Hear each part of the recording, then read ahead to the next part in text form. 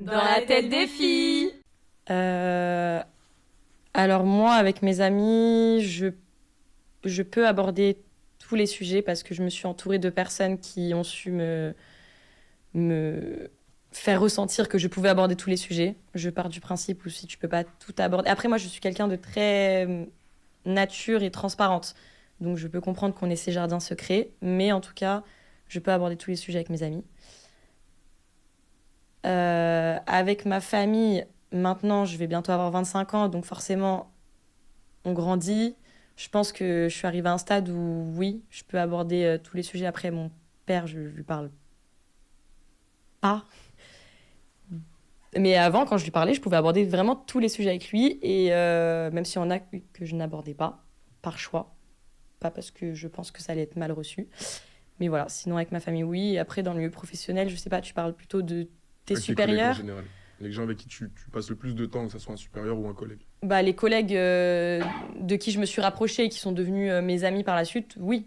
Après, les personnes que je ne considère pas en tant qu'amie ou en tant que personne à qui j'ai envie de parler, non, je ne vais pas en parler. Mais c'est vraiment plus un choix que, pour le coup, quelque chose que je ressens comme un blocage, entre guillemets. Je ne sais pas si c'est clair. Je pense qu'en principe, on peut parler de tout à tout le monde.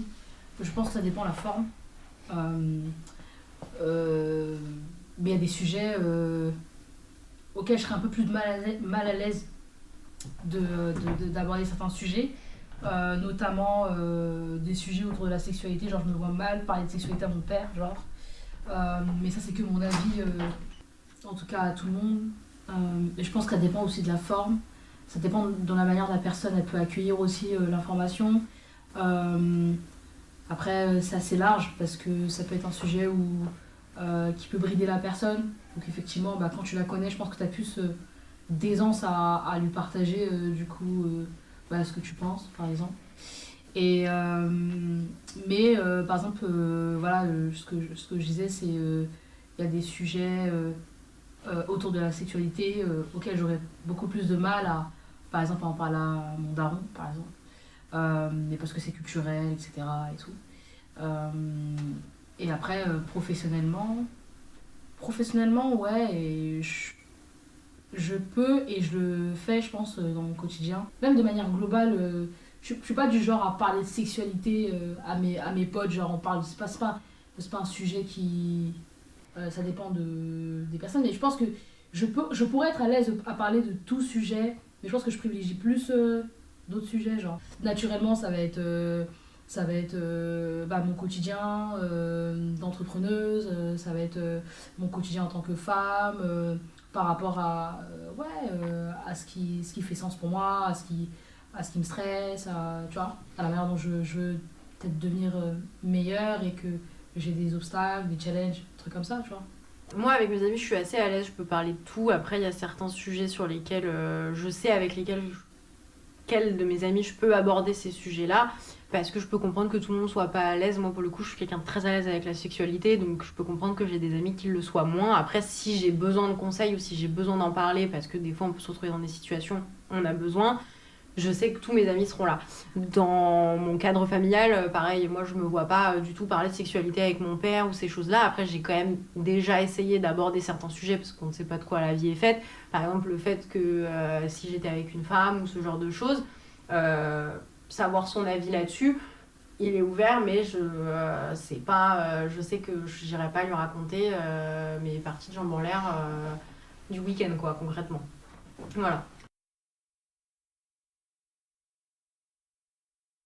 J'ai des amis qui sont parfois très butés sur certaines choses et du coup ça passe pas.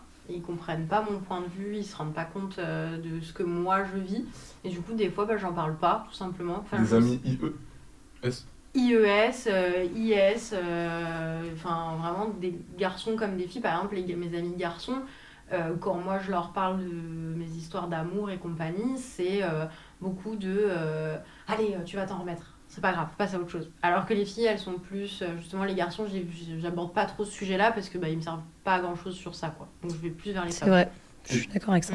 Quand on, par exemple, à l'adolescence, à la puberté, quand il arrive un petit peu les premières règles, ces choses-là, que vous avez trouvé que genre, l'accès à l'information était facile pas au niveau scolaire. Après, moi, je suis malheureusement quand je les ai eus, j'étais avec un membre de ma famille, donc automatiquement on me l'a expliqué. Mais je sais que je suis pas, par exemple, je suis allée voir ma mère, mais je suis pas allée voir mon père en disant papa, qu'est-ce que c'est que ça concrètement. Non.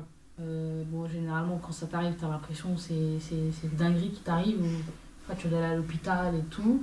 Donc après, j'étais plutôt rassurée parce que c'était plutôt ma mère et tout, donc ça va. Mais je pense que je l'ai su et je comprends davantage ça avec le temps. Je veux pas dire que j'avais réponse à tout, parce que j'avais pas réponse à tout. Et je pense que j'étais pas prête à avoir réponse à tout à ce moment-là. Je savais comment faire du coup pour se protéger du coup par rapport à ça et tout. Mais ces sujets-là, vu que je suis très très pudique, j'ai pas voulu forcément en savoir davantage, comment ça fonctionne, comment machin et tout. À l'époque, j'étais un peu plus garçonne. Donc du coup, ces sujets-là me faisaient un peu fuir, genre en mode quand on parle de femme enceinte, quand elle accouche, machin. Non, c'est pas mon dos. Mais bon, au bout d'un moment, je pense que plus tu grandis, les choses évoluent et puis après, t'as envie d'en savoir plus, tu vois. Donc je pense que c'est avec le temps que j'ai eu réponse à ça. Et dans notre culture, on ne parle pas assez de ça. Ça manque énormément.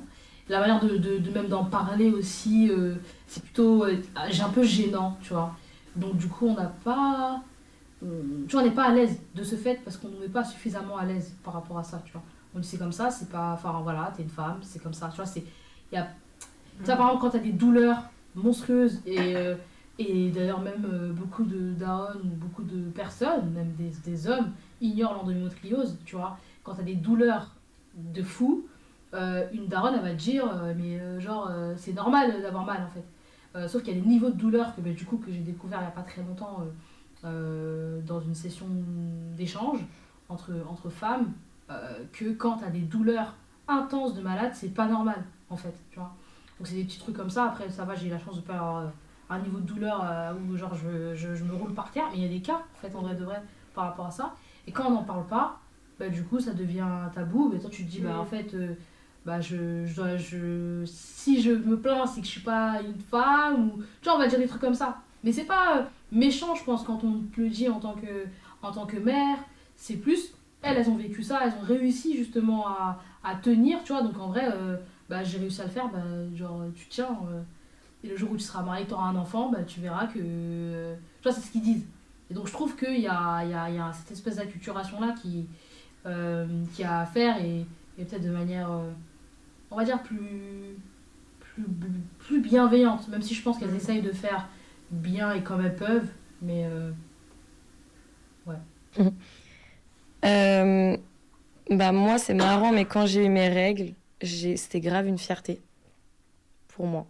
Et je sais qu'il y a un peu des personnes qui l'ont vraiment ressenti comme quelque chose de gênant et qui ne savaient pas trop quoi en faire.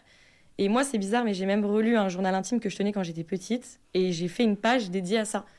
Genre vraiment. Et j'ai écrit yes, trop bien et tout, j'ai eu mes règles et tout, parce que j'en ai trop fière. Et je me rappelle même que avant d'avoir mes règles, je faisais semblant que je les avais déjà eues. Parce que c'était, je sais pas pourquoi, alors je pourrais même pas vous dire quel était le contexte de pourquoi j'ai ressenti ça, mais c'était un truc stylé pour moi. Peut-être que c'était le fait de passer de... C'est un peu un truc qui arrive à toutes les filles à une certaine période. Après, bon, je sais que c'est très espacé, il y en a qui les ont beaucoup plus tard et d'autres beaucoup plus tôt, mais généralement, c'est à peu près à une certaine période. Donc forcément, ça arrive un peu à tout le monde. Et t'attends... Bon, après, moi, c'est... Encore une fois, moi, ma personnalité et tout, j'ai toujours voulu être un peu aussi dans les codes et tout, de... Voilà, que les gens, ils disent, ouais, elle est normale, elle est un peu comme tout le monde et tout. Donc quand je les ai eus, c'était comme... vraiment, déjà, j'étais contente. Après, je les ai eus, pour moi, c'était assez normal, j'étais avec ma mère. J'ai eu la chance d'avoir une éducation, on va dire, assez ouverte. Enfin, ouais, je sais pas vraiment quels étaient les discours vis-à-vis de ça, mais en tout cas, je sais que ça m'a pas fait peur et que ça m'a pas effrayée par rapport à ça.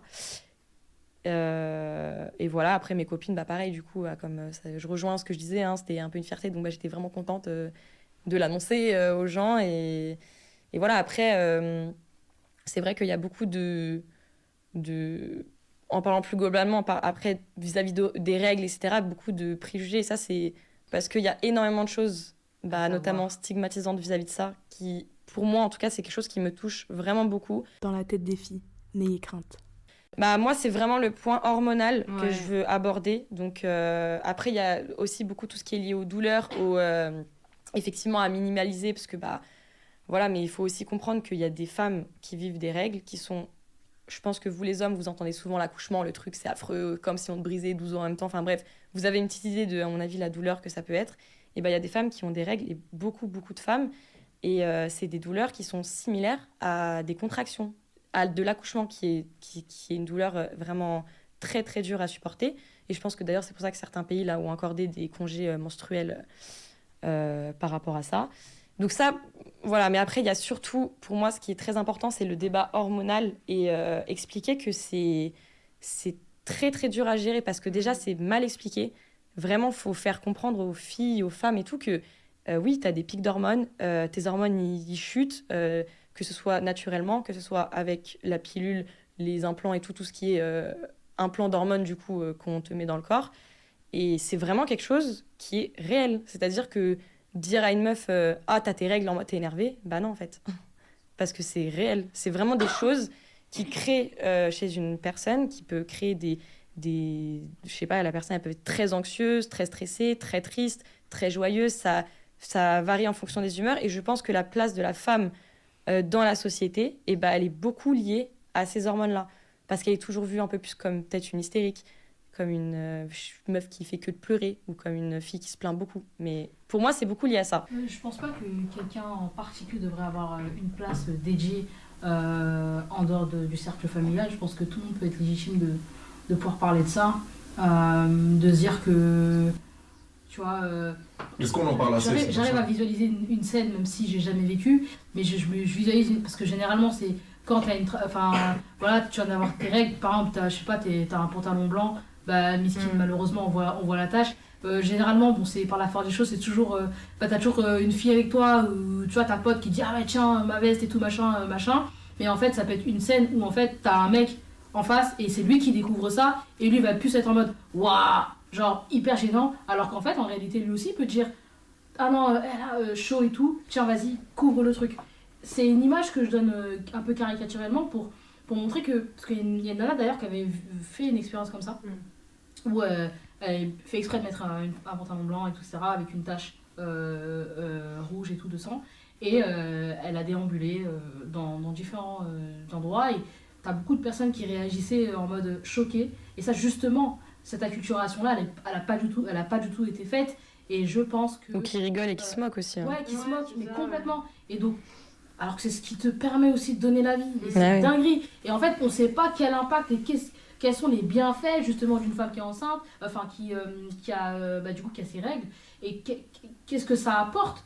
Ça, c'est des choses qui sont pas assez dites, et je pense que c'est pas forcément dédié que au cercle familial, parce que du coup ça peut arriver absolument à tout le monde.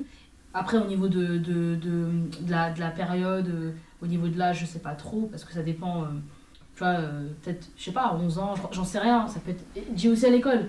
Tout est possible, tout doit être dit, parce que je pense qu'en profondeur, tout ça, ça n'a pas forcément été dit, donc forcément, on est un peu plus gêné. Même nous, on devient gêné.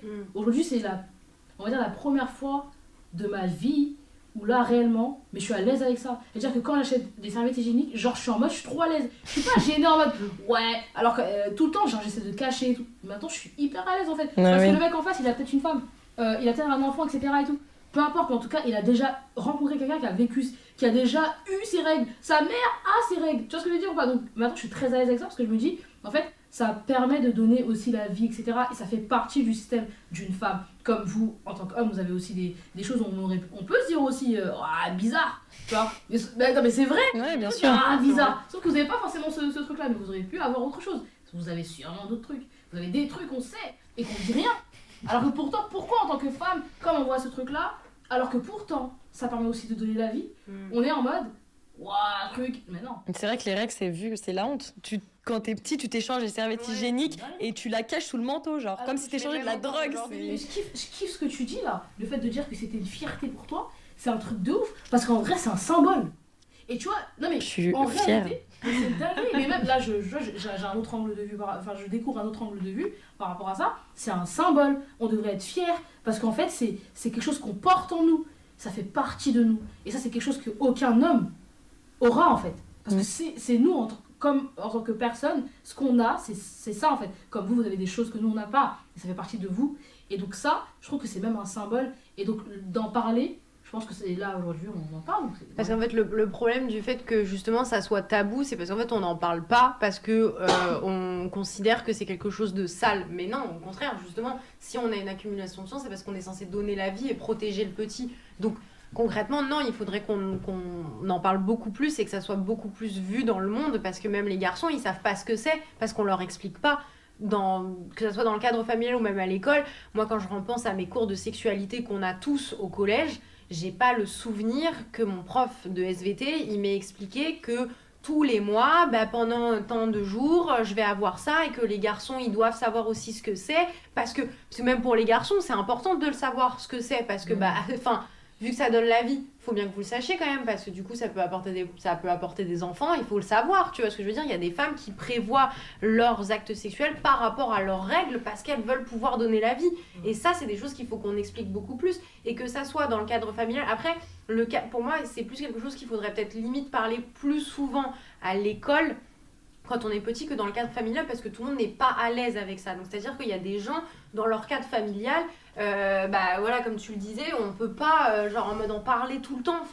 Moi j'ai eu de la chance, je suis tombée sur quelqu'un de ma famille c'était une femme. Je pense que si j'étais tombée avec mon père ou un homme de ma famille, mais jamais de ma vie j'aurais dit quoi que ce soit, parce que justement en fait on est plus à l'aise dans le cadre familial, on n'est pas forcément à l'aise, alors qu'à l'école, quand on te le met devant la tête, t'as pas le choix, t'es obligé de le savoir. Et en effet, oui, il faudrait que ça soit quelque chose de plus valorisant. Même, je suis d'accord avec le fait que Juliette, elle l'ait vécu comme quelque chose de trop cool. Moi, je savais même pas ce que c'était, j'ai même pas compris ce que c'était, on m'a même pas expliqué quand j'étais petite. Donc ça veut dire qu'un beau matin, je me suis retrouvée avec ça, j'étais là en mode, oh là, qu'est-ce qui se passe ? Alors qu'elle, elle était trop fière, elle attendait que ça de les avoir, ces règles. Tu vois ce que je veux dire ? Et c'est beau de le montrer sous cette façon-là, parce que du coup, on voit ça comme quelque chose de sale, comme quelque chose de dégoûtant, comme quand on est petit, quelque chose de pas normal, alors qu'en fait, non, c'est vrai, c'est le moment le plus beau dans la vie d'une femme.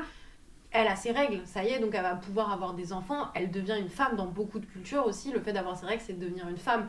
Et je trouve que oui, en effet, il faudrait plus en parler et plus le mettre en avant, le fait que ces règles, c'est ok. Je voulais rajouter un truc au niveau de l'estime de soi. Je pense que le fait d'avoir pas mal de personnes autour de nous qui nous voient comme genre en mode c'est sale ou avec plein de préjugés, etc., ça nous crispe. Et je pense que le fait d'avoir par exemple cette image-là de fierté, le fait d'en parler, ça nous permet aussi de mieux s'affirmer dans notre féminité. Et je pense que le fait d'avoir un regard aussi bienveillant, ça nous pousse en tout cas à avoir un peu plus d'estime de nous et à mieux se valoriser par rapport à ce qu'on est dans notre entièreté. Par rapport aux règles et par rapport au fait que ce soit vu comme quelque chose de sale, c'est juste parce que j'ai parlé de ça il y a genre un jour ou deux avec un ami à moi masculin qui m'a raconté sa dernière expérience sexuelle et qui m'a dit que du coup c'était vraiment, je le cite, c'était trop nul parce qu'elle a eu ses règles pendant l'acte et ça l'a dégoûté sa mère, vraiment je le cite. Et du coup, je peux comprendre parce que c'est du sang, mais je pense, et je sais pas si c'est l'avis de tout le monde, mais je pense que si demain t'as un rapport sexuel avec une fille et que sans faire exprès elle s'ouvre un peu le bras et qu'il y a un peu de sang sur le lit, ça va pas te dégoûter. Genre tu vas juste être en mode oh là là, des pansements et tout. Mais là ça m'a genre vraiment frustrée qu'il en parle d'une manière en mode ça m'a dégoûté sa mère, c'était immonde, genre il va plus jamais la revoir parce que vraiment il s'est passé ça. Et je lui ai dit mais frérot, est-ce que tu te rends compte que genre elle n'a pas, c'est pas de sa faute, surtout que c'est arrivé pendant, c'est même pas comme si elle les avait à la limite et qu'elle lui avait pas dit, genre c'est arrivé pendant. Et en plus, à savoir que les actes sexuels déclenchent les règles quand tu es censé les avoir ou quand tu les as pas, bref, en tout cas je sais quand tu vas les avoir, ça les déclenche. Et juste voilà, c'était un petit mot de la fin pour revenir là-dessus, parce que comme c'est vraiment comme quelque chose de sale, c'est vraiment vu quand tu sois enfant, ou aussi du coup parce que je me considère quand même comme une assez grande jeune adulte, et que c'était un garçon de mon âge, de 25 ans quoi. Et ça m'a vraiment choquée. Ça m'a pas tant choquée que ça, parce que j'ai déjà entendu des discours similaires. Donc en soi, je suis pas tombée des nues en entendant un truc comme ça. J'ai déjà entendu des mecs 1000 fois dire ça me dégoûte les règles et tout. Là, je parle en tout cas de rapports sexuels. Je parle de sexe concrètement. Et juste, voilà, faut savoir aussi. Et je pense aussi que la fille a été archi mal à l'aise, parce qu'à mon avis, il a dû lui faire ressentir Et voilà, c'est quelque chose qui est naturel. Et malheureusement, on ne le commande pas. Et comme disent les filles, ça représente quelque chose de magnifique. Vraiment, ça représente quelque chose de magnifique. Et en soi, qui nous appartient à nous les femmes, parce que vous les hommes, demain, vous pouvez vous mettre un faux abricot, enfin un sexe féminin quoi, des seins, des cheveux, tout ce que vous voulez qui, entre guillemets, représente l'image de la femme. Mais les règles, vous ne pourrez jamais les avoir. Ouais. C'est vraiment, voilà. Dans la tête des filles. Merci beaucoup.